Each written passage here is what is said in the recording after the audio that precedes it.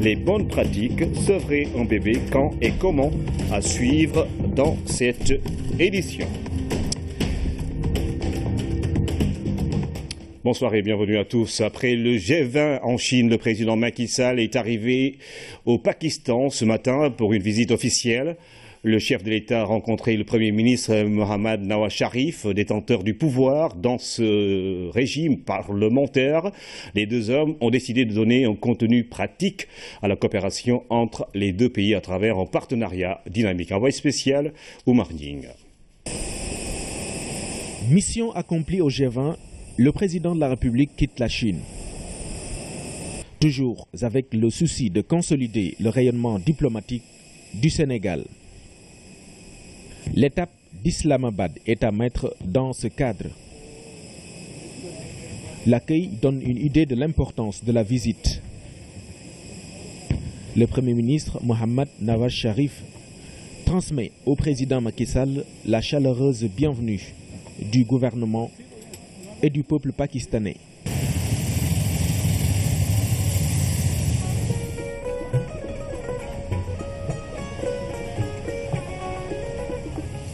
Pour la circonstance, la ville s'est embellie aux couleurs du Sénégal. Jusque dans l'enceinte de la résidence du Premier ministre, où a eu lieu le deuxième temps fort de l'accueil. Dans ce régime parlementaire, c'est Mohammad Nawaz Sharif qui a tous les pouvoirs. C'est donc lui qui accompagne le président Macky Sall aux honneurs.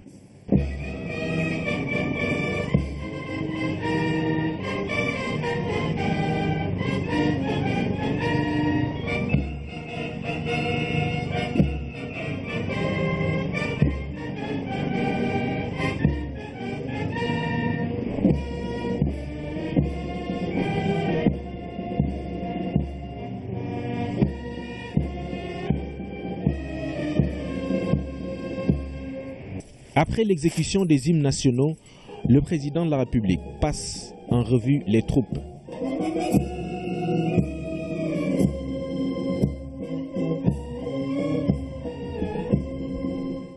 La chaleureuse bienvenue est réitérée à travers cette poignée de main, suivie d'un tête-à-tête entre les deux hommes. L'entretien sera ensuite ouvert aux membres des deux délégations respectives. En fait, c'est une véritable coopération que les deux pays entendent lancer. Le rapprochement retient le principe d'une commission mixte prévue en début d'année prochaine. Pour le reste, le président Macky Sall et le Premier ministre pakistanais ont jeté les bases d'un partenariat économique, notamment dans les domaines non exhaustifs de l'agriculture, du textile, des cures et peaux, des secteurs à potentialité dans ce pays. Après la rencontre, le Premier ministre pakistanais a offert un banquet en l'honneur du président Macky Sall. Ainsi, le chef de l'État donne un départ, un contenu pratique aux relations entre deux pays, pourtant amis depuis longtemps. Pakistan-Sénégal, une commission mixte donc prévue en début 2017. Justement, le président de la République a reçu le vice-président, le vice-premier ministre pakistanais en charge des affaires étrangères. Entre autres questions évoquées, des bourses de perfectionnement de jeunes diplomates sénégalais à l'Institut académique d'Islamabad. Sarjaj Aziz est au micro de notre envoyé spécial Oumar Ning.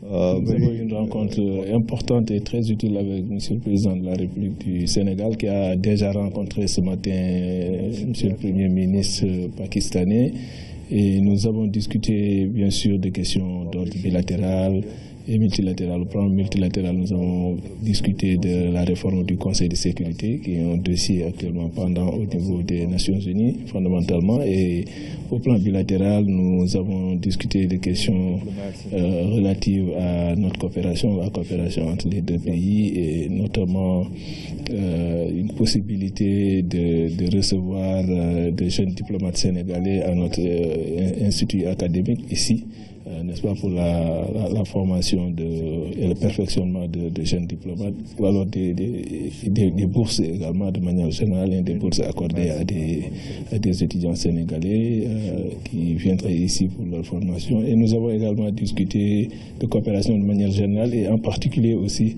de questions de visa. Nous parlons de la 16e session des assises économiques du MEDES. L'événement est organisé cette année autour de la problématique des TIC, les technologies de l'information et de la communication, opportunités à saisir pour accélérer le développement économique et social. Le Premier ministre Mohamed Boun Abdallah Dionne a présidé les travaux Fantabachi. Le numérique comme vecteur de productivité et de compétitivité des entreprises. Les partenaires du MEDES sont invités à porter la réflexion pour exploiter les potentialités qu'offrent les technologies de l'information et de la communication. Le MEDES, conscient des enjeux de ce puissant outil de développement, veut promouvoir un nouveau modèle de création d'entreprises. Il s'agit du numérique, facteur de production de biens et de services.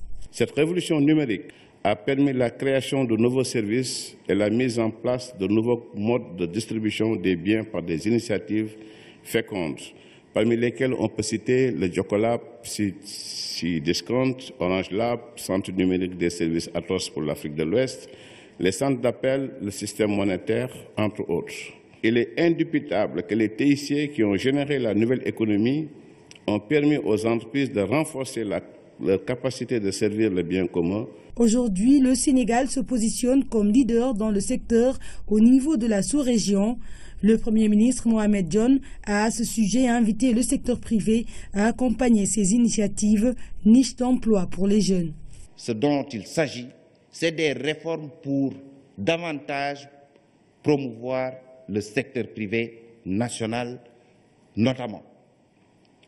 Il s'agit d'aller vers moins de procédures, d'encadrer moins pour que l'initiative privée puisse se développer dans ce secteur hautement porteur d'innovation.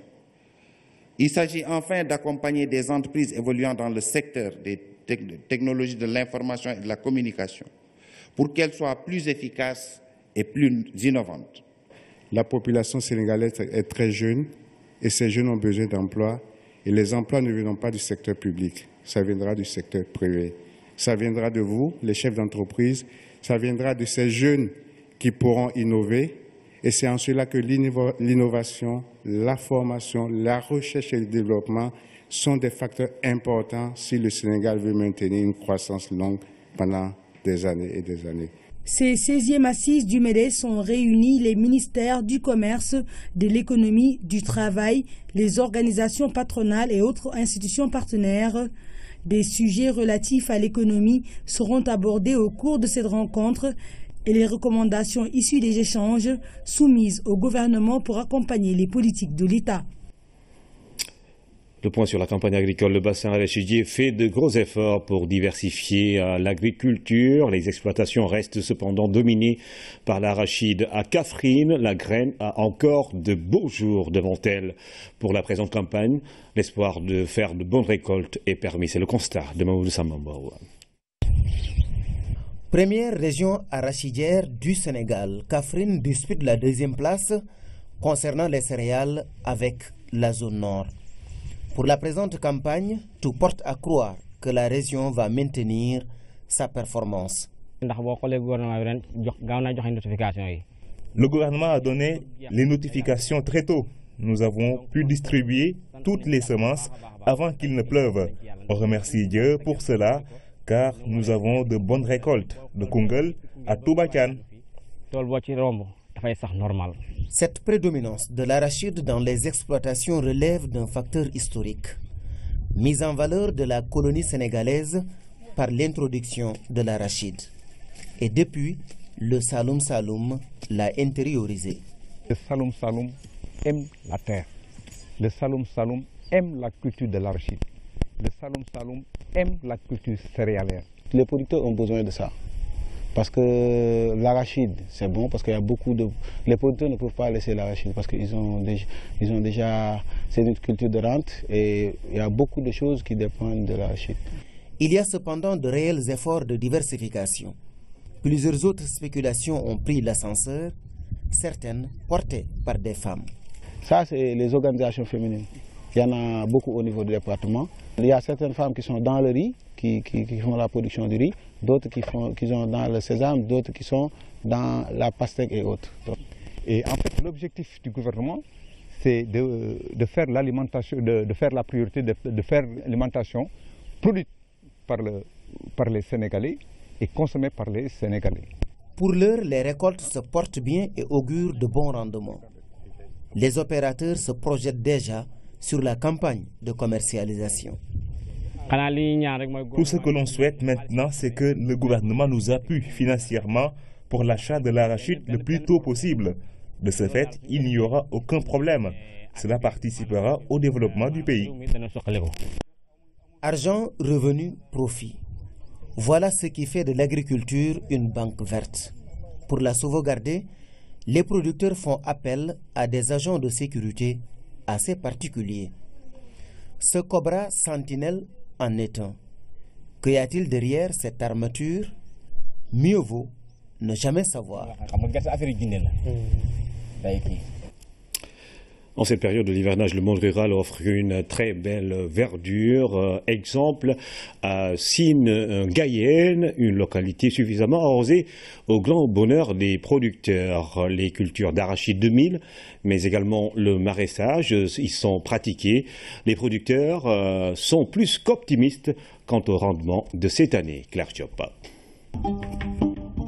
Sur des hectares et des hectares, des arachides, du mil et du maïs, nous sommes à Sine-Gayenne, un village dans l'arrondissement de Médina Sabah, dans le Nioro du RIP. Ici, l'agriculture constitue la principale activité économique. 99% de la population s'y adonne. À ce stade de l'hivernage, la localité est suffisamment arrosée. Ces temps-ci, vraiment, on ne se plaint pas. Il y a beaucoup d'eau.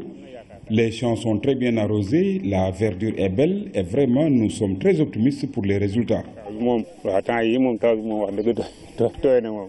L'arachide est la principale spéculation vu le nombre d'hectares emblavés. Les champs fleurissent déjà. Les producteurs affichent le sourire. L'arachide, le mil, le maïs, ce sont là les spéculations que nous cultivons le plus ici à Sine-Gayenne. Le maraîchage est aussi pratiqué dans ces zones, mais le manque de matériel agricole moderne freine l'élan des producteurs. Il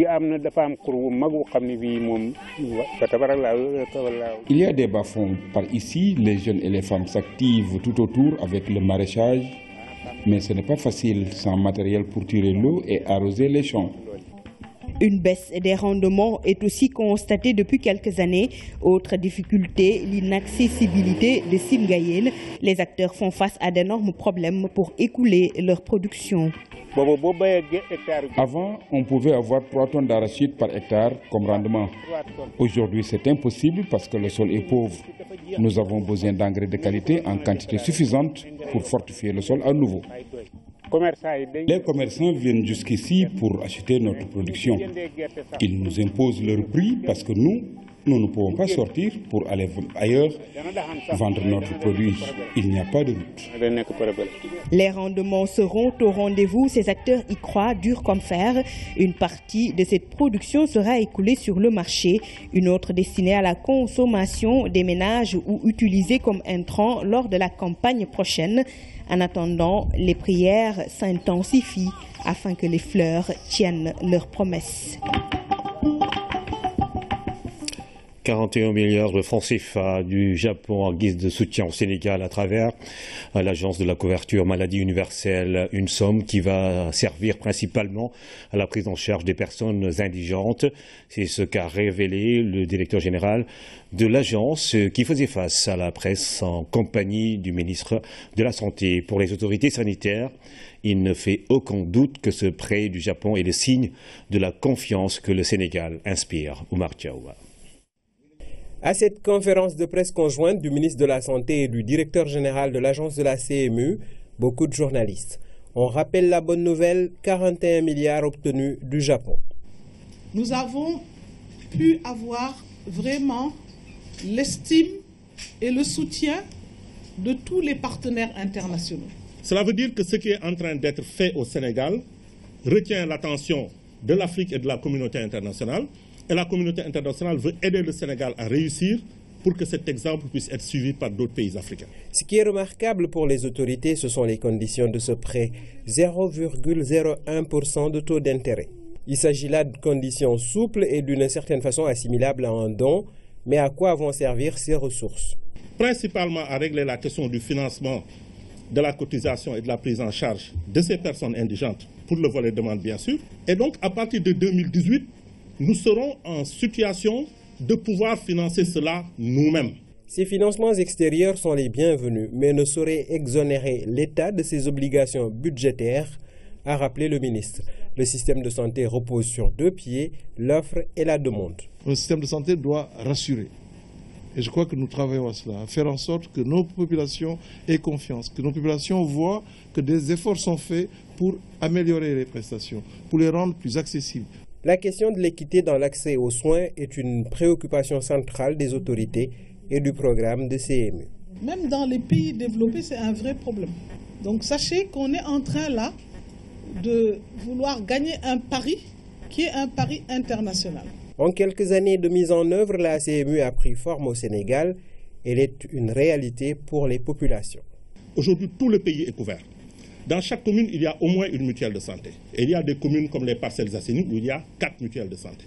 Gratuité des enfants de 0 à 5 ans, de la césarienne, de la dialyse pour plus d'un demi-millier de malades, des soins pour les 50 000 bénéficiaires de la carte d'égalité des chances.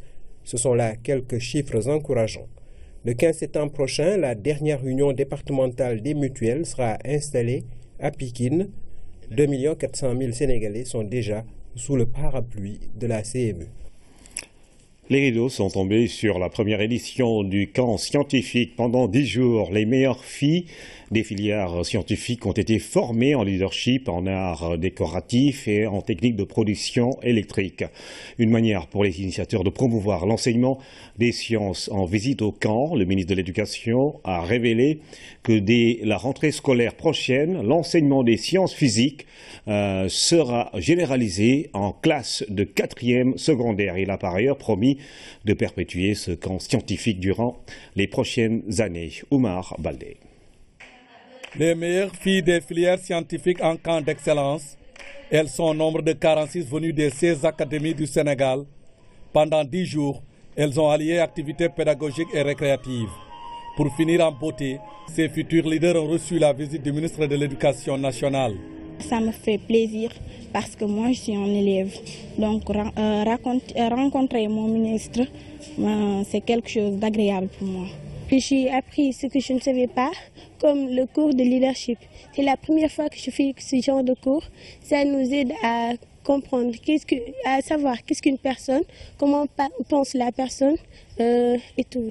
Sur place, le ministre a visité les objets d'art plastique réalisés par les campeuses. L'apothéose aura été cette démonstration en production d'énergie électrique. Ici, nous avons une maquette de maison avec les circuits que l'on branche habituellement dans une maison. On a essayé de représenter. Les filles ont non seulement mis en œuvre des expériences scientifiques, que ce soit en physique ou en chimie, qui nous ont été présentées, des productions artistiques, d'art décoratif, de bricolage, que je leur ai dit que vous sortez. Vous êtes entré dans ce camp scientifique, mais vous en sortez multidimensionnel. Ce camp scientifique, une première dans l'agenda académique, participe à la promotion de l'enseignement des sciences. Pour atteindre cet objectif, d'autres innovations ont été prises. Nous avons décidé de généraliser l'enseignement des sciences physiques à partir de la classe de 4e. Vous savez que jusqu'à présent, arrivés en classe de 4e, les élèves avaient le choix entre une deuxième langue ou les sciences physiques. Maintenant, tous les élèves feront sciences physiques à partir de la classe de 4e et cette décision va être mise en œuvre à partir du mois d'octobre 2016, de la prochaine rentrée, qui verra aussi l'ouverture du lycée scientifique d'excellence de Diourbel. Devant un public acquis à la cause, les filles ont présenté d'autres facettes de leur talent à travers de belles prestations poétiques et théâtrales. Dans l'espace, car on mesure sa petite espace à l'immensité de l'univers. Le défi.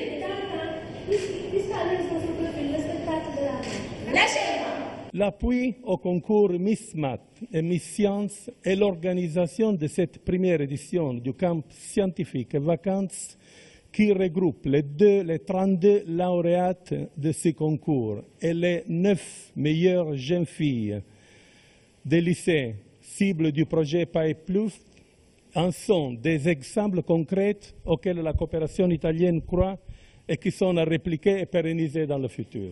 Cette première édition du camp a eu pour thème « Citoyenneté des jeunes pour un Sénégal émergent ». Rendez-vous est pris pour l'année prochaine. Tabaski, comme chaque année, le marché sénégalais est approvisionné par les éleveurs de la Mauritanie. Plusieurs d'entre eux sont déjà arrivés à Matam où ils transitent avant d'aller à l'intérieur du pays. Après des craintes liées aux tracasseries sur la frontière, les moutons ont traversé le fleuve sous le regard de Oumou Kalsoum Sall. À quelques jours de la célébration de la Tabaski, les éleveurs mauritaniens continuent de traverser le fleuve Sénégal avec leurs troupeaux.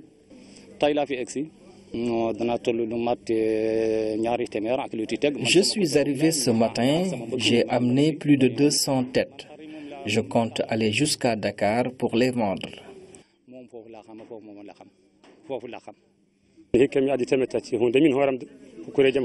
Je suis venu avec 300 moutons.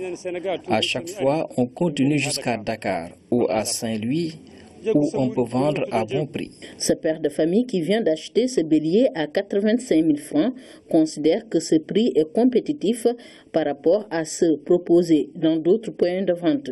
C'est un prix abordable, surtout comparé aux béliers qui sont au niveau de Dakar. Parce que hier, j'étais à Ngoundiane pour acheter un bélier, mais j'en avais pas trouvé. Et hier, c'est aujourd'hui que je suis arrivé ici, donc je travaille ici. Et j'en ai trouvé aujourd'hui même, à 85 000 €. Non, à Dakar, peut-être avec ce mouton, on me dira les 120, 130. Les prix varient entre 50 000 et 100 000 francs. C'est pas cher, tout dépend du mouton que l'on choisit. Les éleveurs de la Mauritanie contribuent beaucoup à l'approvisionnement du marché sénégalais en bélier en cette veille de fête. L'année dernière, on était à 10 943 pour Matam, qui sont rentrés des moutons en provenance de la Mauritanie. Cette année-ci, à l'heure que je vous parle, nous sommes à 12 723. Donc là, on a un surplus. Donc, pour le moment, je pense, j'ai l'espoir qu'il n'y aura pas une pénurie de moutons. Ces éleveurs vont rester 3 à 5 jours à Matam avant de rejoindre les grandes villes comme Saint-Louis ou Dakar. En tout cas, à ce qui nous concerne, au niveau de l'élevage, franchement, on leur a vraiment facilité la tâche. Là, on les a bien accueillis. Vous voyez, je suis l'inspecteur régional, je viens vers eux. Donc, leur faire délivrer des laissez-passer sanitaires pour qu'ils puissent voyager sans problème. Je viens ici chaque année et je n'ai jamais eu de difficultés. Tous les services de l'État nous facilitent le séjour. J'ai loué un camion pour continuer sur Dakar à 325 000 francs. Le coût du transport ne sera pas sans conséquence. Une fois à Dakar ou à Saint-Louis, les prix des moutons seront revus à la hausse. Réunion de concertation entre galeristes et le ministère de la Culture, une première qui a été du reste bien appréciée. De multiples problèmes gangrènent le secteur. Les artistes ont soulevé ces problèmes pour un rayonnement et une meilleure organisation du marché de l'art. Philomène Constance-Tiagne. Cette rencontre entre le ministère de la Culture et les galeristes succède à celle avec les associations culturelles. L'objet est de pouvoir échanger sans tabou ni réserve pour pouvoir mieux développer ce secteur jugé un peu négligé. Nous avons vu Khalidou Kassé organiser le marché de l'art africain. Durant la conférence de préfiguration, nous avons vu beaucoup de galeristes participer au débat sur l'orientation et les objectifs futurs du musée. Et nous avons pensé qu'il fallait que nous puissions les réunir, les rencontrer, discuter avec eux pour voir comment les intégrer dans le dispositif organisationnel mais programmatique des activités du ministère de la Culture et de la Communication. C'est une première, Monsieur le ministre. Nous la saluons cette première et nous espérons vivement que ce ne sera pas une dernière, qu'à partir d'aujourd'hui, il se créera une habitude de rencontre, de concertation et d'échange afin que tous nous puissions travailler de concert. Le statut de l'artiste, les conditions de création d'une galerie, les droits d'auteur sont entre autres des points qui ont occupé le débat. Une concertation avec les galeristes experts en la matière aiderait à mieux explorer les opportunités. La notion de galerie relève aussi d'un professionnalisme. Parce que quand on parle de galerie, effectivement, comme l'a eu une dame, une galerie, c'est une organisation interne et externe. Une galerie, c'est une organisation d'exposition permanente avec effectivement des documents clairs, mais c'est aussi une exposition sur le plan international pour une présence internationale. Parce que les artistes doivent être représentés par des galeristes ou par des agents d'art. Effectivement, nous avons ouvert une galerie depuis 1993, nous savons ce que nous disons. Mais il y a eu beaucoup de problèmes à ce niveau-là et c'est l'occasion de féliciter. Et très sincèrement, le ministre de la Culture, Mbagnick Ndiaye, qui a une vision extraordinaire de rassembler les galeristes pour demander leurs problématiques au niveau de l'organisation. C'est une discussion extrêmement intéressante que nous avons vécue et qui va nous permettre au niveau du ministère, à travers la direction des arts, de revoir la fonctionnalité de ce secteur. Un secteur pourvoyeur d'emplois, ils l'ont dit, mais un secteur à forte influence économique. Donc véritablement, je crois que c'est un secteur que nous n'avions pas, du point de vue de la politique culturelle, pris en charge, et que nous allons désormais prendre en charge. En ce lieu symbolique du musée des civilisations noires, engagement a été pris, une collaboration naissante qui pourrait aider les artistes à mieux vivre de leur savoir-faire. Le ministère n'en a pas fini. Le département projette de se retrouver prochainement avec les collectionneurs. Ils avaient quitté leur terroir d'origine à cause de la sécheresse pour aller à Nguyen dans la région de Tambacounda. Et depuis lors, entre Sérère de Thiès et Peul de cette localité du sud-est, ont tissé un lien séculaire autour de la banane notamment et en toute harmonie. De la sécheresse des années 70-80 à l'abondance des temps qui courent, c'est l'histoire de deux communautés sur une terre d'accueil. Tchorodia. Dans les années 70, la sécheresse sévissait au Sénégal. La situation perdurait jusque dans les années 80. Alors, il urgeait de trouver une solution. C'est ainsi qu'un déplacement massif d'une partie de la population de Thiès vers la partie orientale du pays s'était opéré. Nguyen, localité située à 65 km de Tambacounda en allant vers Gouloumbou, fait partie de ces terres d'accueil. Ici, c'était la forêt quand nous sommes arrivés. Donc il fallait que les gens s'installent d'abord, parce qu'en 83 déjà, il y avait un groupe qui était venu pour faire les premières cases, pour caser les premières familles qui devaient arriver. À l'époque, c'était les religieux, l'abbé Prosper Ndion et sœur Marie-Angèle Ken qui avaient mené des investigations pour essayer de sortir les populations de l'ornière. On avait des parents qui étaient dans la région de Tambacounda, comme des instituteurs, des professeurs et consorts. Ils connaissaient un peu donc la région et ils ont tenu des rencontres avec ces deux personnes-là, donc l'abbé Prosper et sœur Angèle. Et c'est d'où est né justement le projet, les possibilités de déplacer les populations au niveau de Tambacounda. Quand vous parlez de difficultés, vous pensez à quoi? Je pense justement à la zone qui est très enclavée et un peu difficile d'accès. Vous-même, vous vous êtes rendu compte. Et je lance un appel justement pour que les gens pensent à ce secteur qui produit beaucoup de choses, nous le savons. Et il est temps, je crois, que les gens pensent à ce secteur-là. À Nguyen, si la communauté sérère a quitté Thiès pour allier Tambacounda à la quête de meilleures conditions d'existence, celle Peul s'était implantée pour cause d'inondation. Quelques 2 km, on habitait juste à 2 km d'ici. Mais à cause des inondations, nous nous sommes déplacés. Actuellement, la cohabitation entre communautés Peul et Sérère est devenue plus qu'une relation de bon voisinage. Je me rappelle une année où l'abbé Pierre-Jean a assisté à la prière de la Tabaski jusqu'à la fin, ici même à la mosquée.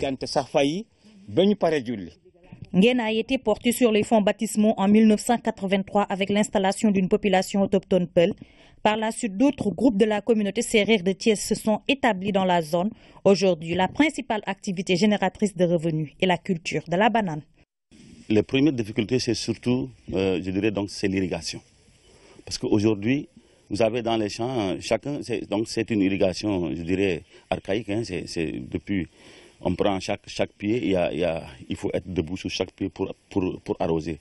Mais normalement, si tout va bien, bon, on peut s'en sortir. Parfois, on peut trier jusqu'à 4 tonnes, mais actuellement, la production n'est pas aussi importante. Après 32 ans de vie en communauté, les familles déplacées ne se plaignent plus. L'activité économique se porte à merveille. Le village ne cesse de s'élargir. Toujours dans la série Couleurs du Sénégal, le premier roi du Saloum, qui s'appelait Bour Saloum Bégan Ndour. Nous sommes en 1493 et depuis 52 rois se sont succédés au trône.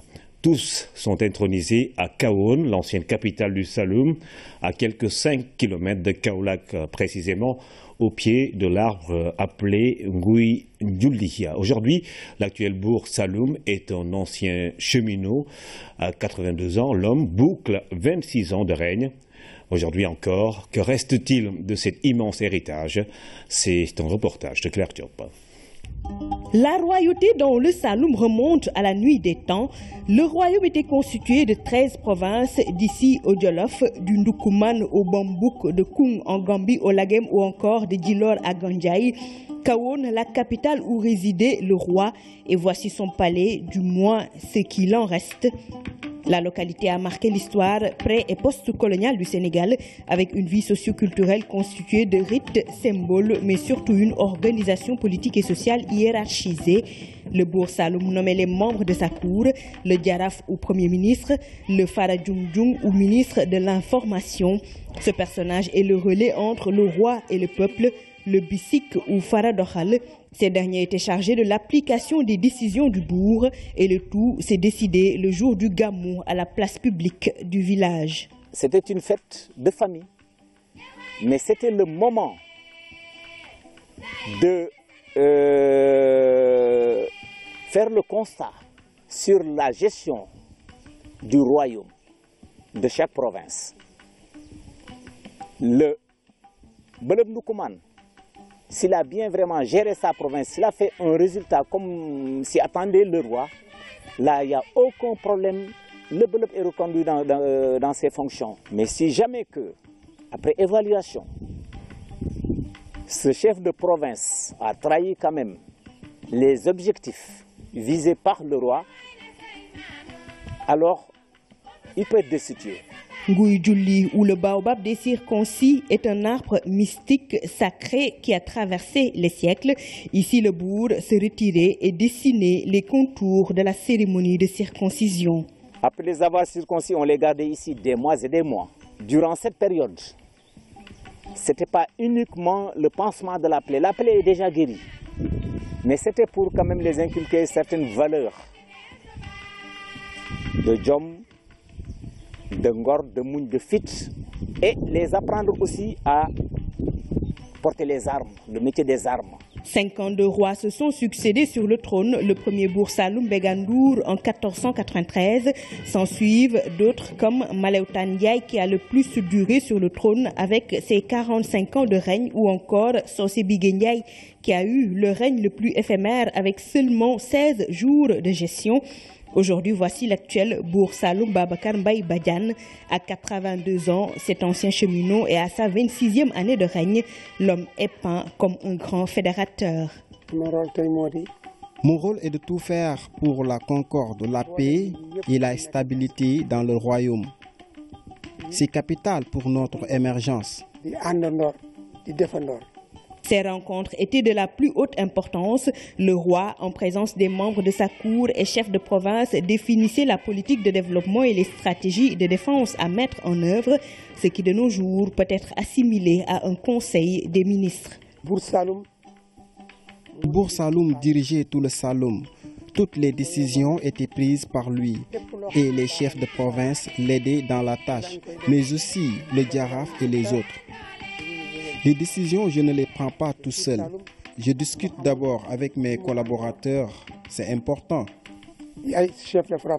Au Saloum, la noblesse est une question de rang. Les rois sont au sommet, ensuite viennent les Djaraf, les Farba, les chefs de guerre. Et malgré la modernisation, Kahone s'accroche jalousement à son histoire. L'image est désolante, le palais du roi est dans un état de délabrement très avancé. Et pourtant, il est le symbole de la puissance de toute une culture. Les Saloum Saloum veulent la rénovation de l'édifice pour que jamais la légende ne se perde. Couleurs du Sénégal, la série se poursuit demain. La rubrique au cœur de notre culture nous parle ce soir du sevrage des bébés. Il existe plusieurs méthodes traditionnelles pour le faire. Seulement voilà, certaines ont tout simplement disparu. Cette étape de la vie de bébé et de maman ne doit pas être brusque au risque de désorienter l'enfant. Ndeye Aïda Dia confronte dans ce reportage l'expérience des mamans et l'avis des spécialistes. C'est une méthode de sevrage que beaucoup de femmes pensent infaillible. On a marché sur les traces de nos grands-mères. Au moment du sevrage, je suis allée voir le marabout du quartier. Il m'a rebu du pain dans lequel il avait resté des versets coraniques. Quand je l'ai donné à mon premier bébé, il a oublié le sang d'un coup.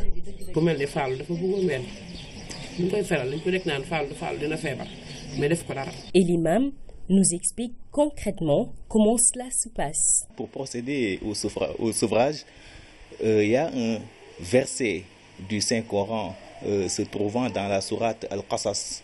Donc un verset que l'on formule et que l'on souffle, si vous voulez, dans la bouche du nourrisson. Donc et automatiquement, le nourrisson va tourner le dos définitivement donc au sein. Ce verset qu'on avait même formulé quand on a voulu interdire donc le sein au prophète Moïse alayhi salam. Donc c'est ce verset. S'il a existé des méthodes plus anciennes et plus traditionnelles de sevrage selon les ethnies, aujourd'hui, les femmes n'en retiennent que quelques rares. C'est avec la manière qu'il faut lui faire oublier le sein. Moi, j'utilisais des cendres que je mettais sur mon sein gauche et je lui dis « ça sent mauvais ». Mais ces méthodes de sevrage sont parfois si brusques qu'elles provoquent crise et pleurs chez l'enfant. Quand on arrête brusquement, c'est une source d'affection qui est coupée entre l'enfant et la maman. On sait qu'après 6 mois, le lait maternel ne nourrit pratiquement pas. C'est tous les autres aliments associés qui nourrissent. C'est un lien affectif entre la maman et l'enfant. Donc ce lien, quand c'est coupé brusquement, l'enfant peut en devenir malade. Il peut en souffrir. C'est pourquoi les spécialistes suggèrent de corréler ces méthodes de sevrage traditionnelles avec d'autres techniques plus admises scientifiquement. Après 6 mois, on remplace une tétée par un repas.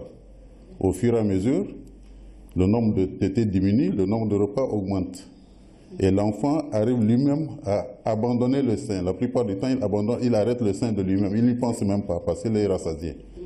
Donc ça doit être progressif. Donc il faut prendre le temps de lui enseigner d'abord le goût des aliments pour qu'il puisse les accepter.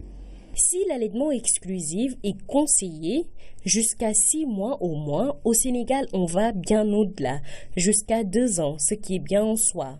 Une période qui installe une dépendance affective de l'enfant vis-à-vis de sa mère, une dépendance qu'il convient de rompre progressivement, quelle que soit la méthode de sevrage utilisée. La rubrique au cœur de nos cultures qui revient mardi prochain. L'actualité internationale sous forme de brèves illustrées, elle nous mène dans 2 pays, en Afghanistan, où la peur est omniprésente au lendemain d'attaques meurtrières.